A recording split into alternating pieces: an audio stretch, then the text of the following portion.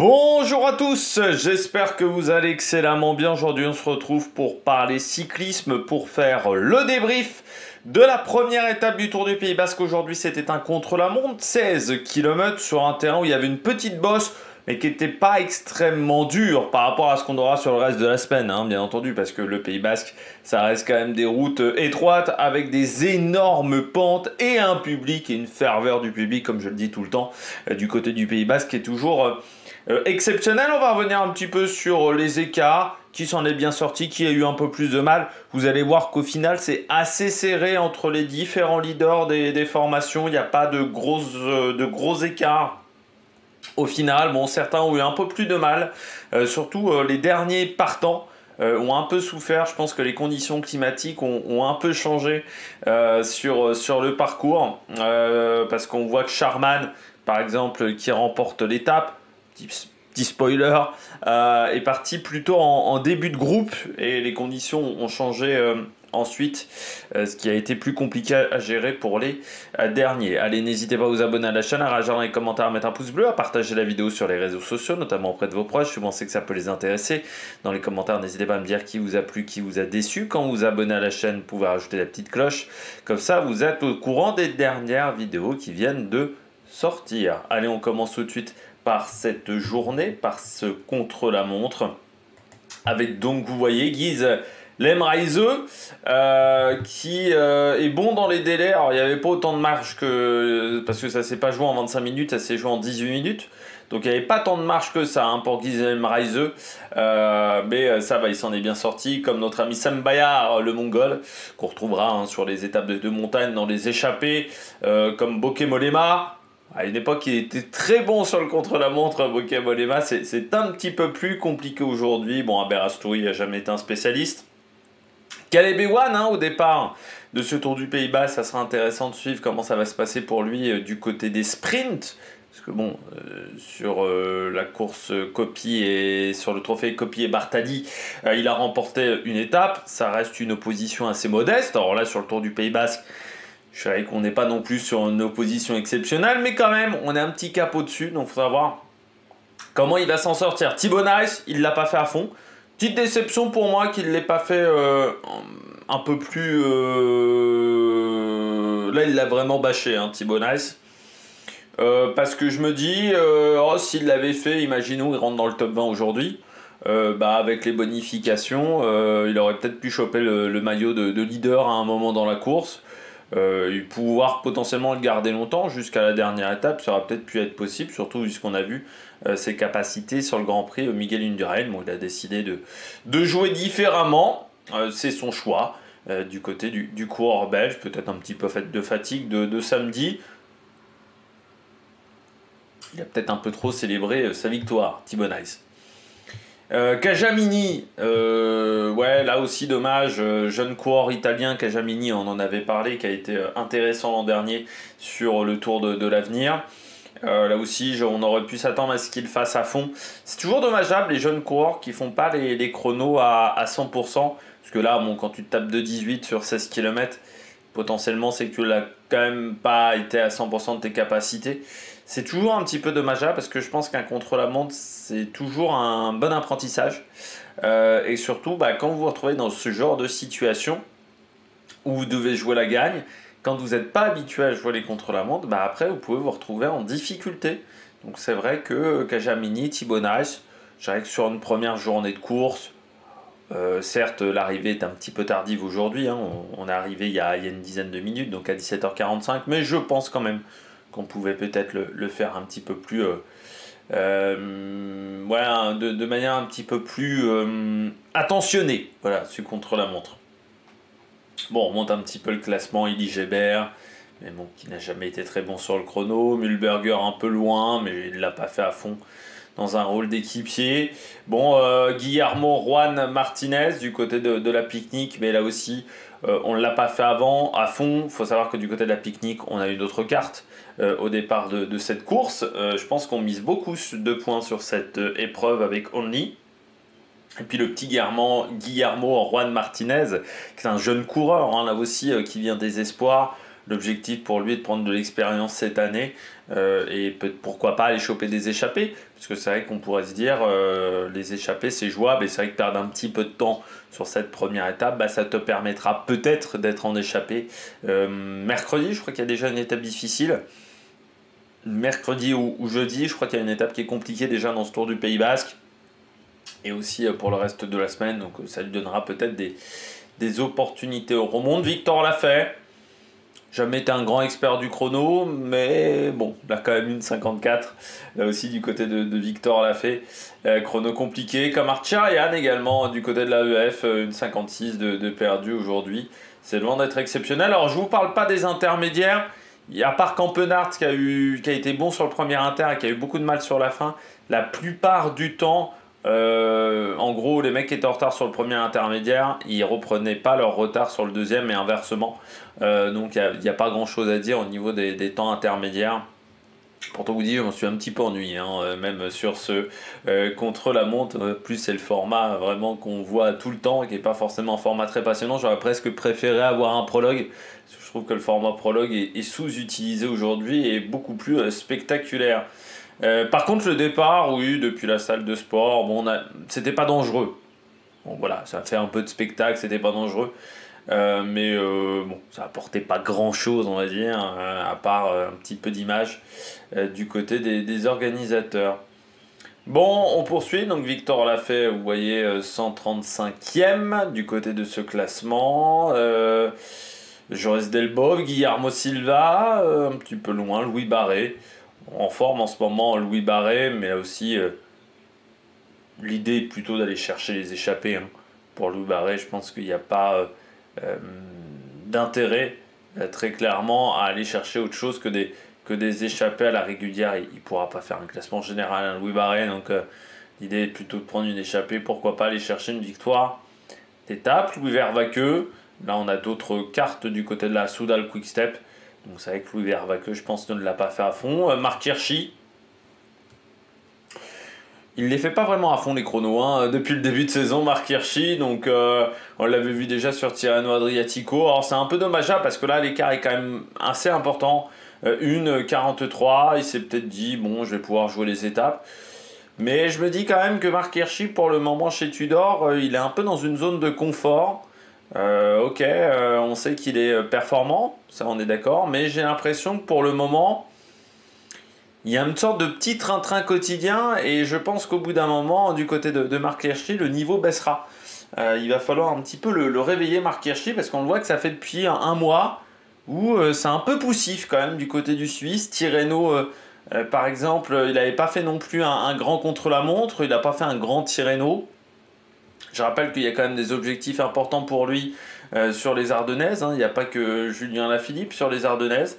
Donc c'est vrai qu'on aurait pu s'attendre à un meilleur contre-la-montre de la part de Marc Hirschi. Une 43, c'est quand même beaucoup. Et puis Marc Hirschi, il y a des étapes qui peuvent lui convenir. Mais on ne le mettra peut-être pas parmi les favoris parce que là, au niveau physique, on n'est pas sûr de ses capacités. On remonte, Langen, on remonte Fabien Grelier, Fagundez du côté de la Burgos. Mais on sait très bien que dans les équipes de deuxième division, le contre-la-montre est rarement une épreuve qu'on travaille énormément. Donc c'est vrai que pour Fagundez, comme pour les coureurs de la Cara Rural par exemple, on n'a peut-être pas fait le chrono à 100%. Du côté de cette formation.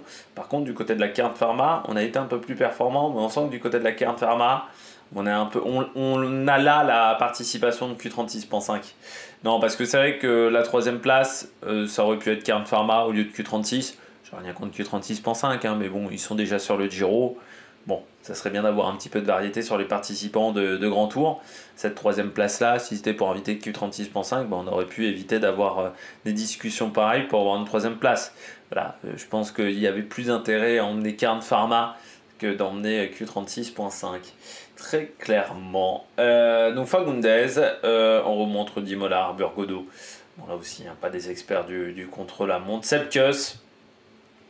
Sepkus, de toute façon, il est fait quasiment jamais à fond. Ça a toujours été le problème de Sepkus. Il est pas mauvais sur le chrono Sepkus. C'est pas, alors c'est pas le plus rapide du monde, c'est pas Primoz Roglic, mais c'est pas un branquignol sur le chrono. Sauf qu'il est fait quasiment jamais à fond. Ce qui fait que quand il doit les faire à fond, bah, parfois il y a des mauvaises surprises. Bon, on le sait qu'il est capable d'être performant sur un chrono, mais bon, il le fait rarement à fond. Puis c'est vrai que cette Kuss, depuis l'an dernier, la période de 17 commence à être longue quand même. Hein. C'est vrai que depuis la Vuelta d'il y a 2 ans, ça fait quand même 1 an et demi, il n'y a pas grand-chose à se mettre sous la dent. Là, il est un peu seul quand même, au départ, du côté de la Visma Leaseback. Ça serait bien de retrouver un Sepp Kuss un minimum efficace, au moins en tant qu'équipier. Enfin, peut-être pas en tant que leader, mais avant, c'était pas forcément un leader, c'était un très bon équipier. Là, il est ni bon en tant que leader, ni forcément excellent en termes d'équipier. Donc, ouais, cette semaine va être importante hein, pour Sepp Kuss. Il joue beaucoup sur cette semaine, l'américain, et là, le chrono est loin d'être incroyable. Bon, Clément Brazafonso, c'est pas un grand gabarit. Donc, ça manque de puissance pour emmener du braquet, hein, tout simplement. Charming 91 jeunes, c'est pas exceptionnel, mais il a jamais été très bon sur le chrono. Camp, mieux que les autres sprinters, donc ça montre peut-être que ce coureur est en forme. On remonte encore, Roger Adria, là aussi un coureur sur lequel on pourra compter, pourquoi pas du côté de Roger Adria avec des arrivées rapides. Il y aura aussi Maxime Van Giel, ça on verra comment on se répartira les tâches peut-être en cas d'arrivée massive entre les deux coureurs, parce qu'il y a des opportunités à la fois pour Van Giel et pour Adria. On verra comment ça se répartira entre le Belge et l'Espagnol, et si on jouera même les arrivées au sprint, pourquoi peut-être qu'on tentera, qu'on misera tout sur le classement général pour Lipovic et Felipe Martinez, et pas forcément sur les sprints du côté de ces coureurs. Omar Fraile, déjà, et puis Pau Mikel, là aussi, le contre-la-montre, Pau Mikel. Angelotti, un contre-la-montre correct sans plus du côté de l'Angelotti. Il m'avait fait une meilleure impression. C'était sur quelle course où il avait fait un bon chrono?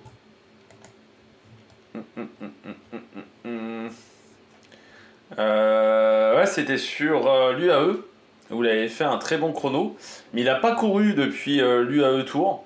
Ouais, donc ça fait quasiment 2 mois sans courir pour le Monégasque. Mais il avait été impressionnant sur l'UAE Tour, sur ce contre-la-montre là.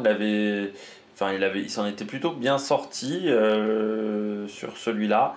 Là, ça a été un petit peu plus compliqué pour le grimpeur monégasque. Ça reste quand même, encore une fois, un résultat tout à fait correct. On voit qu'il est quand même devant Van Sevenant notamment. Bon, on remonte Alex Aramburu, là aussi, un chrono intéressant pour lui. Donc ça montre qu'on a mis les cuisses. Mas, pas bon, hein. Pas bon, Henrik Mas. On est derrière Guillaume Martin. En gros, quand vous êtes derrière Guillaume Martin, c'est que vous êtes très loin. Guillaume Martin, c'est pas une référence à la discipline. Hein. Vous êtes derrière Hugh Carty, qui en plus est parti dans les derniers. Hugh Carty, c'est pas une référence à la discipline. Donc non, c'est pas suffisant. Il a du cul qui est pas un Remco Evenepoel, parce que là, tu aurais pu rajouter 20 ou 30 secondes de plus. Donc, ouais, ça fait un peu mal aux fesses du côté d'Henrik Mas. Ouais, là aussi, je mettais pas parmi mes favoris, parce que je trouve que les côtes courtes, c'est pas forcément là où il est le mieux, mais en plus, je sais pas s'il est vraiment au top de sa condition physique. Bon, Guillaume Martin, ça reste correct pour du Guillaume Martin qui a quand même progressé en contre-la-montre. Alors je sais pas si c'est le changement de matériel qui lui a fait du bien, mais il a quand même, dans le positif, il n'y a pas beaucoup de positif sur ce début de saison du côté de Guillaume Martin. On peut quand même dire que les contre-la-montre, il y a quand même du mieux par rapport à ce qu'il faisait d'habitude. Thomas Gloog, assez loin quand même, Thomas Gloog, surtout comparé à d'autres Visma Leaseback qui s'en sont bien sortis sur ce contre-la-montre, c'est un petit peu loin. Et puis Hugh Carty, Julien, mieux qu'Hirschi, donc ça c'est plutôt une bonne nouvelle pour lui, 40 secondes de mieux qu'Hirschi. Donc ça montre que du côté de Julien, il y a peut-être une condition physique qui est pas mauvaise. Champoussin également pas mal, 1 minute de retard. Ça n'a jamais été un grand spécialiste du contre-la-montre, Champoussin, donc je trouve que c'est plutôt une performance intéressante. Et puis Tyler Stuyt, là aussi c'est pas mal, on le sait, c'est toujours compliqué pour les équipes de deuxième division. Et lui, il était en Conti l'an dernier. C'est sa première année en deuxième division. L'an dernier, il était chez le Baléares, je crois, Tyler Stuyt.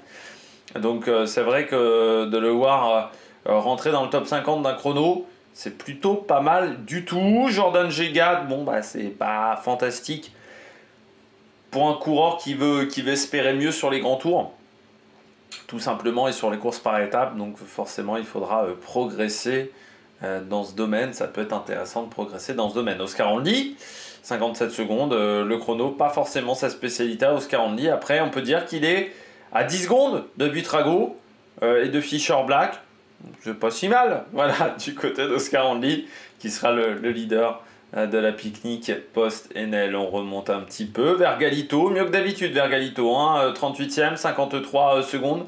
Là aussi du côté du coureur d'Alpecin, on peut avoir des beaux objectifs et un bel intérêt sur cette épreuve, donc il faudra voir comment ça se passera. Mais Luca Vergalito, vraiment un chrono intéressant du côté de l'Italien, parce que lui aussi, c'est pas un physique très puissant, même si j'ai toujours été surpris que lui soit pas très bon sur le chrono, parce qu'encore une fois, bon, Zwift, il y a quand même beaucoup de travail au seuil, même si on m'a dit qu'il y avait des courses. Oui, il y a des courses, mais c'est quand même déjà une bataille contre soi-même, on va dire, du côté de Zwift. Donc c'est vrai que Luca Vergalito, normalement, un chrono, c'est aussi une bataille un peu contre soi-même, en solitaire, donc il n'y a pas l'effet de groupe, on va dire. Donc du côté de Luca Vergalito, voilà, c'est mieux que d'habitude, hein. C'est un chrono, ça peut être une référence pour lui. On remonte un petit peu dans ce classement avec Van Gils, qui a failli rater, qui a raté la route, parce qu'il faut savoir qu'on arrivait, comme il y a 2 ans, il nous a fait une Primoz Roglic, Van Gils. Alors, il a pris la dérivation parce qu'il allait rater le virage, tout simplement. Il était trop rapide sur le virage, donc il pouvait pas. Soit il se tapait le mur, soit il prenait la dérivation. Pour vous dire qu'il a choisi plutôt de prendre la dérivation, ce qui n'était pas une mauvaise idée du côté de Van Gils, mais forcément il a perdu 2-3 secondes dans l'affaire, ce qui lui aurait permis d'être peut-être au niveau des 10 Dunbar ou même de Romain Grégoire. Buitrago, je m'attendais à un petit peu mieux en contre-la-montre du côté de Buitrago. Voilà, je trouve qu'il est un petit peu loin, Buitrago, et surtout si vous regardez l'écart avec Vergalito n'est pas si énorme que ça du côté du Colombien. Finn Fisher Black assez loin aussi, hein, le Néo-Zélandais, du côté de la Red Bull Bora. Je m'attendais un petit peu mieux. Dunbar, sans plus, moyen. Voilà, il est dans sa moyenne, on va dire, Dunbar, mais c'est loin d'être exceptionnel. Et surtout si on compare Stef Kras, qui lui a fait un bon chrono, hein, Stef Kras, 41 secondes de perdu pour le Belge de la Lotto. Ça c'est très intéressant, ça veut dire que les jambes sont bonnes. Alors c'est culotté quand même du côté de la Total Energy de le faire revenir sur la course où il a failli arrêter sa carrière. Parce que Stef Kras, on a beaucoup parlé de Vingegaard sur la chute du Tour du Pays Basque. Mais c'est vrai que j'ai vu Markel Bellocchi également de retour. Je rappelle que Markel Bellocchi, c'est le coureur, je crois que c'est le coureur EF, hein, qui se prend la pierre dans la chute en sortie de virage. Stef Kras, il fait partie de ceux qui ont été très violemment, qui sont très violemment tombés. Donc c'est vrai que revenir sur la course où tu es tombé fortement, c'est quand même culotté. Mais on a vu aussi Van Aert à travers la Flandre, pareil. Ouais. Surprenant, voilà, mais ça a été un réel. Voilà, il a fait un bon chrono. Juste devant Romain Grégoire, toujours jamais mauvais, hein, Romain Grégoire, c'est un coureur qui se débrouille pas trop mal sur ce type d'exercice. On remonte avec Yonis Aguirre, là aussi, Yonis Aguirre, Thibaut Gruel, des chronos qui sont intéressants du côté de ces coureurs-là. Yonis Aguirre, bon, j'ai envie de dire, c'est presque la course la plus importante de la saison pour le coureur espagnol. On sait qu'un le Tour du Pays Basque, c'est toujours un objectif de saison. Lui qui a déjà remporté cette course, il avait fait 2e également du côté du Tour du Pays Basque. Je crois qu'il était déjà à la Cofidis quand il avait fait sur le podium. Donc on sait que c'est toujours une course importante. McNulty, oui, c'est vrai qu'on pouvait le voir comme favori aujourd'hui, hein, Brandon McNulty. Il a complètement explosé dès le premier intermédiaire. Il avait beaucoup de temps de retard. Donc on ne sait pas trop ce qui s'est passé. Est-ce que c'est les conditions climatiques, une panne de jambe ou un problème technique sur son vélo du côté de Brandon McNulty? Parce que par exemple Jorgensen a eu 2 crevaisons sur le Tour des Flandres. On n'avait pas vu, mais il y avait des crevaisons. Voilà pour Jorgensen, peut-être ce qui explique mieux sa forme un petit peu moins bonne sur la fin de course. Mais là, ouais, du côté de McNulty, un chrono compliqué. On retrouve ensuite Terrada, très intéressant, parce que quand vous êtes au niveau de Kelderman, ça veut dire que vous êtes vraiment pas mal sur le chrono. Donc Terrada 33 secondes. Il est qu'à 10 secondes de Daniel Felipe Martinez, qui est toujours bon dans cet exercice. Daniel Felipe Martinez comme Vlasov sont plutôt des références dans ce type d'exercice. Donc ça, c'est plutôt pas mal du côté de Terrada. Guernalec, à la porte du top 20. Dommage pour le coureur d'Arkea. Marc Solé qui s'en sort bien. Everly, très bien, le Sud-Africain, parce que il n'a pas beaucoup d'expérience sur le vélo de chrono. Everly, et le vélo de chrono, c'est pas du tout la même position qu'un vélo de VTT. Donc lui, il est habitué quand même à cette position du pilote de VTT, du concurrent sur le VTT. Donc c'est assez différent. Et là, faire un chrono pas très loin de Martinez, pas très loin également d'Isaac Del Toro, c'est vraiment pas mal pour la Jayco Alula. Moi, à la place de Dunbar, je commencerai à flipper parce que ça fait quand même... depuis le début de saison, il est quand même pas mauvais. Lui, Everly, donc je commencerai à flipouner légèrement. On remonte un petit peu le classement. Castrillo, pas dans le top 10. Après, ça se joue à quand même 7 secondes par rapport au top 10. Dommage du côté de Castrillo. Benelli, lui, ça se joue pour pas grand chose par rapport au top 10, mais c'est vrai qu'on aurait pu s'attendre à ce qu'il soit un petit peu plus devant. Michael Léonard, belle perf du côté du coureur d'Ineos, parce que c'est vrai que le Canadien jusqu'à maintenant ne nous avait pas émerveillé forcément par son talent.